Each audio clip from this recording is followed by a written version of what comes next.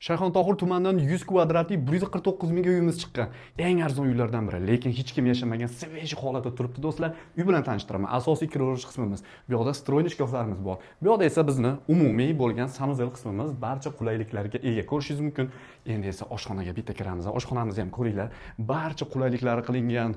Oshxona jihozlarimizni ham qarang, hammasi bor. Patologgacha qilib oshxona mebellarimiz jihozlangan. Bu yoqqa 4 talik stol, stul, choy ichib o'tirishingiz uchun qilingan. Bu yoqda esa bolalar yotoqxonasi, bolalar yotoqxonasida ikkita kravatimiz, balkon qismimiz ham bor, devorga qaragan va shkaf qismlari, remontlarimiz ham va eshiklarimiz rossiyskiy eshiklar qo'yilgan. Planimizga ham yaxshilab ahamiyat berasiz. Plan juda ham chiroyli tushgan. Bu yoqda esa kattalar spalniyasida ham ko'rishingiz mumkin, yorqin, shinam qilingan televizorlari, komodlari, biralarimiz, bu yoqda esa shkaf qismlarimiz joylashgan va kattagina yaxshilab ahamiyat bergan bo'lsanglar. Endi mehmonxonaga kiramiz. Mehmonxona mana ko'rishingiz mumkin. Bu yoqda 6 talik stol stullari, 8 talik ham qo'yib foydalansanglar bo'ladi. Bu yoqda yumshoq mebellari, televizorlari, har bitta xonamizda konditsionerlarimiz bor do'stlar. Uyimiz narxiga keladigan bo'lsak, yana aytib o'taman, 149 ming 100 kvadrat. Shoshilamiz do'stlar.